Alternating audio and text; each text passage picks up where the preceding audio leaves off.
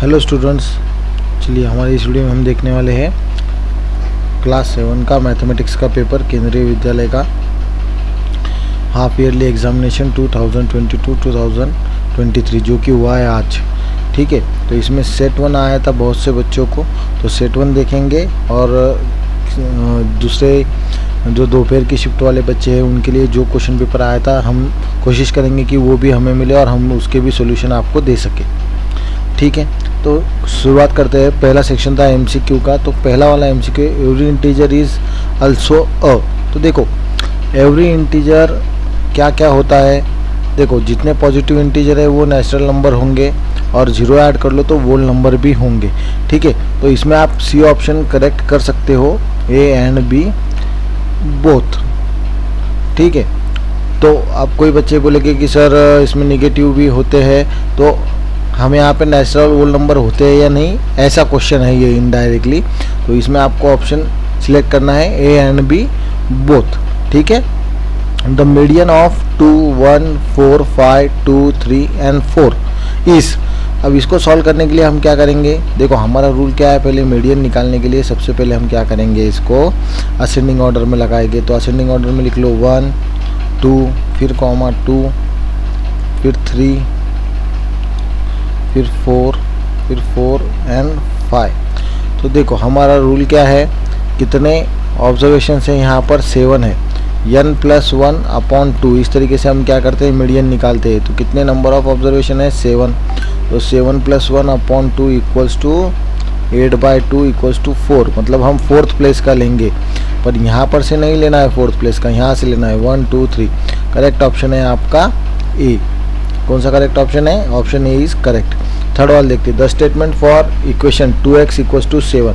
तो देखो यहाँ पर x को 2 से मल्टीप्लाई किया जा रहा है, मतलब x को डबल किया जा रहा है। तो हाफ ऑफ x इज 7 नहीं होगा, twice A number of x है ना, twice number of x is 7। तो ये वाला ऑप्शन करेक्ट है। ठीक है, चलिए आगे देखते हैं। 40% ऑफ 400 इज। तो 40% मतलब कितना बेटा, 4/100। कितने का, 400 का। तो सिंपली ये 100 से ये 0 कैंसिल कर दो, क्या आया 160। तो कितना आएगा इसका 160 rupees 40%। If 2 angles are supplementary then the sum of their measure. Simple है, 180 डिग्री। अगर दोनों एंगल सप्लीमेंट्री होंगे तो उनका सम कितना होगा, 180 डिग्री। चलो नीचे देखते हैं अगले questions. A vehicle covers distance of 89 kilometre in 2 litre petrol. How much distance will it cover in 1 litre petrol. तो हमें क्या करना है, अब इसको फाइंड आउट करना है। तो फाइंड आउट करने के लिए आपको सबसे पहले ये पता करना पड़ेगा कि 89.1 किलोमीटर वो कितने पेट्रोल में जा रहा है, 2.2 लीटर में। ठीक है, तो अब आपको 1 लीटर के लिए निकालना है। तो आपको क्या करना पड़ेगा, इसको सिंपली डिवाइड करना पड़ेगा 89.1/2.2। तो सबसे पहले मैं क्या करूँगा, इसको ये जो डेसिमल है ये हटा लेता हूँ ताकि मुझे कन्फ्यूजन ना हो। अब इसको देखो आप कौन से नंबर से डिवाइड कर सकते हो, इसको 22 से डायरेक्टली डिवाइड कर सकते हो क्या, करो इसको डिवाइड। आपका आंसर आएगा 40.5 किलोमीटर। ये क्या है, आपका आंसर है। ठीक है, इसको आप डायरेक्ट डिवाइड करके देखिए, ये आंसर आएगा आपका। Solve the equation 4 + 5 × y - 1 = 34। ये वाली इक्वेशन हमें सॉल्व करनी है। तो इसको कैसे सॉल्व करेंगे, तो देखो यहाँ पर ये मल्टीप्लाई में है 5 इस ब्रैकेट के साथ। तो पहले हम 4 को इधर लेकर जाएंगे RHS में। 5 इन ब्रैकेट y - 1 = 34 - 4 कितना, 5 इन ब्रैकेट y - 1 = 30। अब 5 यहाँ पर इस ब्रैकेट के मल्टीप्लाई में है, तो हम क्या करेंगे, सिंपली इसको डिवाइड कर देंगे दोनों तरफ। तो क्या हो जाएगा, 5y - 1 / 5 = 30/5। ये 5 कैंसिल हो जाएगा, 5 से 30 को डिवाइड कर देंगे, 6 आ गया। y - 1 = 6। अब ये -1 इधर चला जाएगा, y = 6 + 1 = 7। क्या आ गया आपका y की value, y = 7। Okay, next question की तरफ बढ़ते हैं हम। अब यहाँ पर देखिए, find the value of x and y in the figure shown below. तो देखो बेटा ये यहाँ पर क्या है, ये एक पैरेलल लाइन है, कौन सी, CD और AB, ठीक है, दोनों क्या है, पैरेलल लाइन है। तो आप इसको आसानी से निकाल सकते हो। कैसे, ये 30 है तो ये कितना हो गया, 30 डिग्री हो गया। ये 80 है तो ये कितना हो गया, 80 डिग्री हो गया। बाय अल्टरनेट इंटीरियर एंगल, ये दोनों लाइंस के बीच के एंगल है। ओके, चलिए नीचे देखते हैं आगे के क्वेश्चंस कैसे सॉल्व कर सकते हैं। Question number 9, in a class test containing 15 questions 5 marks are given for every correct answer and 2 marks for every incorrect answer. Rahul attempted all question but only 9 of his answers were correct. So what is his total score?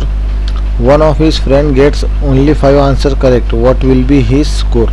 तो देखो, अगर आप correct answer solve करते हो तो 5 marks मिलते हैं और रॉन्ग आंसर सॉल्व करते हो तो -2 होते हैं, है कि नहीं।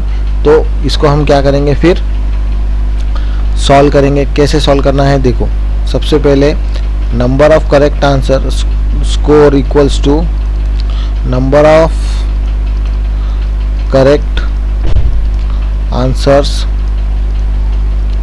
into 5 minus number of incorrect answer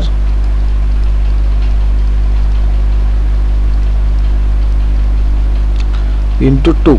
okay, क्योंकि देखो 2 मार्क्स कम हो रहे हैं एक इनकरेक्ट आंसर के लिए। तो कितने करेक्ट है, पहले में राहुल के 9 × 5 माइनस कितने इनकरेक्ट है, 6। 15 में से 9 करेक्ट है तो बचे कितने, 6 बचे।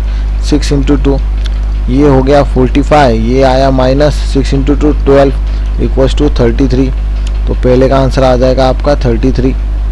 दूसरे का, one of his friend gets only 5 answers correct, what will be his score.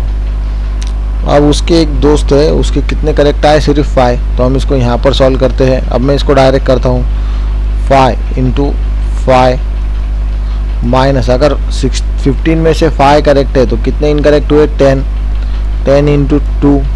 इसको आपको पूरा ऐसे लिखना है, ठीक है। 25 माइनस 10 × 2 20 इक्वल्स टू 5। तो उसके दोस्त का स्कोर है 5 और उसका स्कोर है 33, ठीक है। Gita's father's age is 5 years more than 3 times Gita's age. Find Gita's age if her father is 44 years old. तो गीता की एज कितनी है हमें पता नहीं, हमें क्या निकालना है, गीता की एज। तो हम मान लेते हैं late Gita's age equals to कितना, Gita's age कितना आएगा, x ईयर्स, हमें पता नहीं ना। अब उसके फादर्स के एज के अकॉर्डिंग क्या होगा, Geeta's father's age is 5 years more. तो मैं यहाँ पर पहले +5 लिख दूंगा। देन कितने से, 3 टाइम्स ऑफ गीतास एज। तो गीता की एज कितनी है, x ईयर्स। तो 3 टाइम्स ऑफ गीतास एज मतलब 3x इक्वल्स टू कितनी है उसके पापा की एज, 44 ईयर। तो अब हम इसको सॉल्व करते हैं, ठीक है। 3x इक्वल्स टू, अब ये +5 है, इसको ट्रांसपोजिंग से इधर भेजेंगे RHS में तो ये -5 हो जाएगा। 3x equals to 44 - 5 equals to 39। अब दोनों तरफ हम क्या करेंगे, 3 से डिवाइड कर देंगे। यहाँ पर आपको लिखना है divided by 3 on both side. 3 get cancel, इसको करो, क्या आया, 13 आया। x इक्वल्स टू 13 ईयर्स, मतलब गीता कितने साल की है, 30। Geeta age equals to 13 years, sorry 13 years, 30 नहीं 13। ओके। अब 11th वाला question, AM is median of triangle ABC, show that AB + BC + CA is greater than 2AM। तो ये क्या है बेटा, AM ये मीडियन है, आपको प्रूव करना है कि AB + BC + AC is greater than 2AM। तो ये बुक का ही क्वेश्चन है। तो पहले हम क्या करते हैं, 2 ट्राइंगल है ना, तो दोनों ट्राइंगल हम क्या करते हैं, कंपेयर करते हैं। कैसे कंपेयर करेंगे, तो देखो ट्राइंगल के 2 साइड का सम क्या होता है, तीसरे साइड से ज़्यादा होता है। तो मैं पहले ये साइड और ये साइड लेता हूँ। इन ट्राइंगल कौन सा, ABM, AB + BM greater than AM, ठीक है। सिमिलरली अब कैसे, द सम, यहाँ पर लिख दो, sum of 2 sides of triangle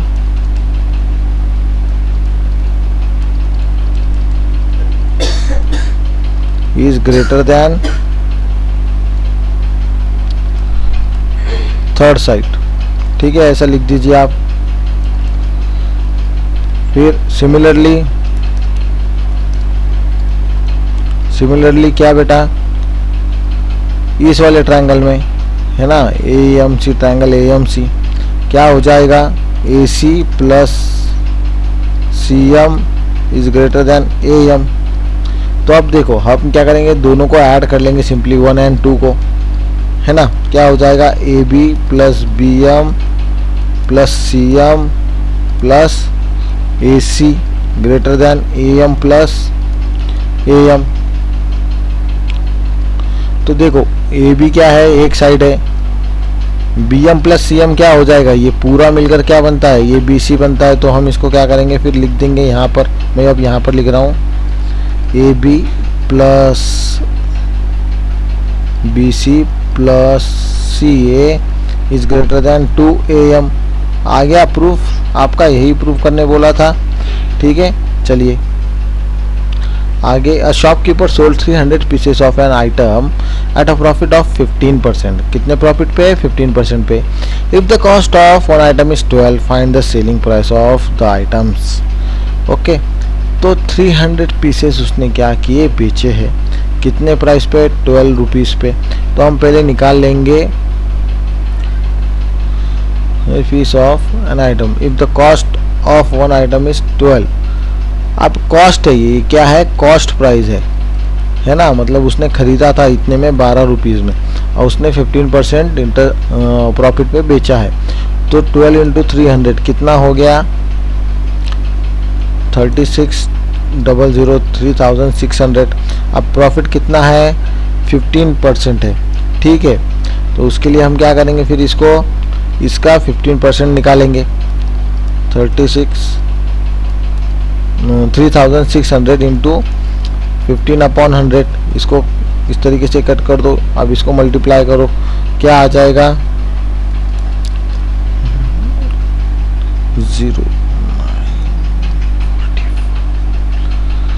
540। क्या आ जाएगा, 540। अब हमें क्या करना है, ये क्या है, उसका प्रॉफिट है। ठीक है, पर अभी हमें पता करना है कि उसने इसको कितने में बेचा है। तो हम क्या करेंगे, सेलिंग प्राइस है ना, SP equals to profit plus CP। उसका टोटल प्रॉफिट कितना था, यहाँ पर लिखो ऐसा, प्रॉफिट इक्वल्स टू कितना हो गया बेटा, प्रॉफिट 540 प्लस 3600, इसको सम कर दो, क्या आ जाएगा, 40 एज इट इज़। 5 प्लस 6 11, 1 इधर 1 कैरी हो गया, 4140 रुपीज़। ये इतने में उसने पूरे 300 आइटम्स या 300 पीसेस सेल किए हैं। अब ये देखो सेक्शन D है, 4 मार्क का क्वेश्चन है, पर बहुत सिंपल है। कैसे, देखो आपने सॉल्व किया कि नहीं पता नहीं। Raju ate 3/4 part of an ice cream. ये एक आइसक्रीम है, ऐसे उसका 3/4 मतलब 3/4 मतलब इतना पार्ट क्या किया, राजू ने खाया है, और बचा हुआ किसने खाया, इटन बाय सिस्टर सीता। तो इतना पार्ट सीता ने खाया। तो आप फिगर देखकर ही बता सकते हो कि सीता ने 1/4 खाया है कि नहीं। तो क्वेश्चन में क्या पूछा है, how much part of ice cream did Sita eat. Simple है ना, 1/4।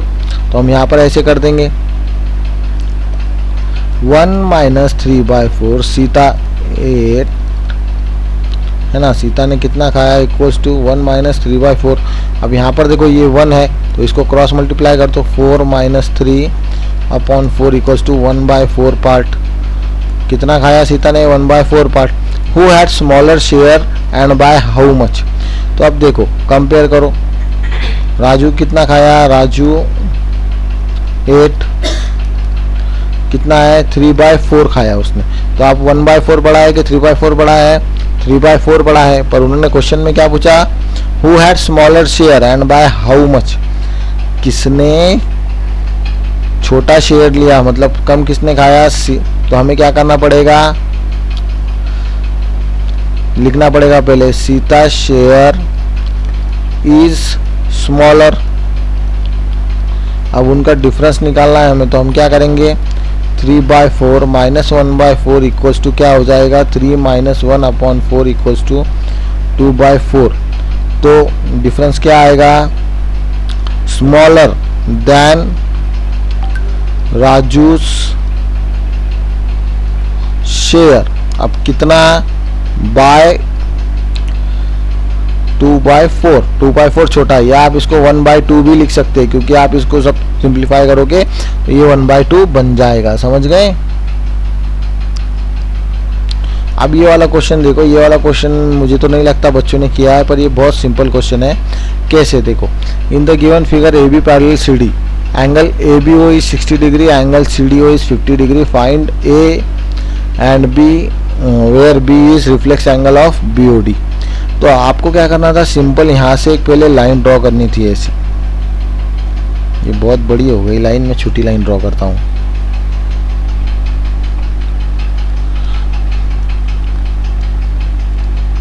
ऐसे क्या करना था, एक इसके पैरेलल एक सिंपल लाइन ऐसे ड्रॉ करनी थी।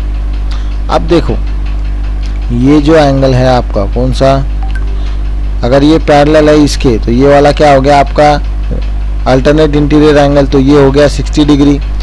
अब ये भी पैरेलल है इसके, तो ये क्या हो गया 50 डिग्री, है कि नहीं। और ये दोनों तो ए बी और सी डी तो ऑलरेडी पैरेलल है, तो आप बोल सकते हो, पहले कंस्ट्रक्शन करना था आपको। कैसे, ड्रॉ लाइन पासिंग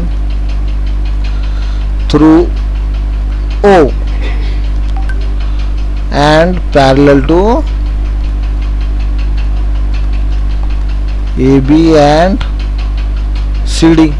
तो अब देखो, by figure angle B equals to, अब इसको नाम दे दो आप चाहो तो D, या इसको 1 नाम दे दो, इसको 2 नाम दे दो। Angle B equals to angle 1 equals to 60 degree. फिर यहाँ पर लिख दो angle D equals to angle 2 equals to 50 degree, alternate interior angle, alternate interior angles. ठीक है, तो अब यहाँ पर देखो ये हो गया, तो फिर ये कितना हो गया total, hence angle BOD equals to A equals to, अब इसकी वैल्यू कितनी है पूरी A, तो angle 1 plus angle 2 equals to 50 plus 60 equals to 110 degree. अब आपको चाहिए reflex angle BOD, reflex angle BOD। Reflex angle का मतलब क्या होता है बेटा, कि बड़ा वाला जिसका मेजर 180 डिग्री से ज़्यादा हो। ठीक है, रिफ्लेक्स एंगल BOD मतलब 360 डिग्री माइनस एंगल BOD, है ना, इसकी ही वैल्यू हमारी B है। तो इसको क्या करेंगे बेटा, पूरा कितना होता है ये 360 का, तो हम इतना इसमें से सबट्रैक्ट कर देंगे, तो हमें बचा हुआ मिल जाएगा 360 degree minus 110 degree equals to 250 degree. Okay, ये आ गया आपका answer, A equals to 110 degree, B equals to 250 degree. ठीक है, चलिए, find the value of unknown x and y in the given figure. Okay, तो फिगर हमारी यहाँ पर आ गई है, x एंड y हमें पता करना है, तो ये y है। ठीक है, तो y पता करना है तो सिंपल है, एंगल सम प्रॉपर्टी से पता कर सकते हैं, बाय एंगल सम प्रॉपर्टी।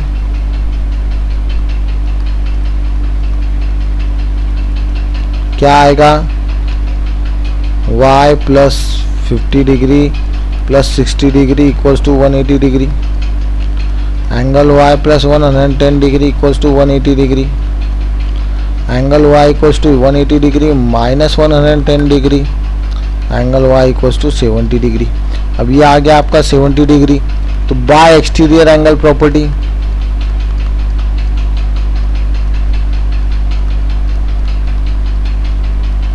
क्या होता है एक्सटीरियर एंगल प्रॉपर्टी, ये है एक्सटीरियर एंगल, उसका मेजर क्या होता है, उसके साथ वाले इंटीरियर एंगल के अलावा जो 2 एंगल है उनके सम के बराबर, है ना। तो x इक्वल्स टू क्या हो जाएगा 70 डिग्री प्लस 50 डिग्री, ये हो गया 120 डिग्री। ठीक है, चलिए अब एक ही क्वेश्चन बचा है लास्ट का 16 वाला, तो इसको मैं कैसे करना है बता देता हूँ, ठीक है। The following graph shows the number of books sold by a publisher during 5 consecutive years. Read the graph and answer the following question. What is the information given by the bar graph. Bar graph किसकी equation दे रहा है, तो यहाँ लिख देंगे किसकी equation दे रहा है, देखो यहाँ पे the number of book sold by publisher, the number of book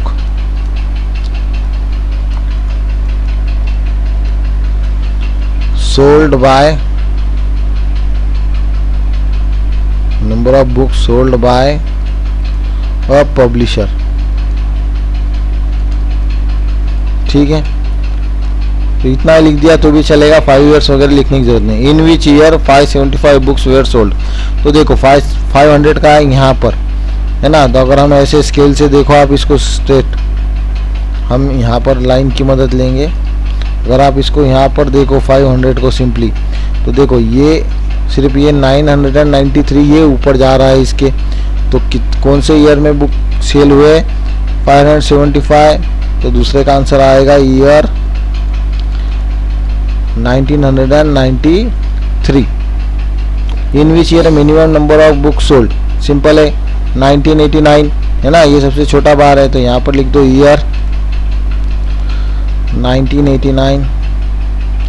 fourth, in which year maximum number of books were sold, किस ईयर में सबसे ज़्यादा बुक सोल्ड हुए, अभी हमने पता किया ना 575 सबसे ज़्यादा ईयर 1993 में. और फिफ्थ का, इन विच ईयर 2008 और 2010 लेस बुक्स वेयर सोल्ड, ठीक है।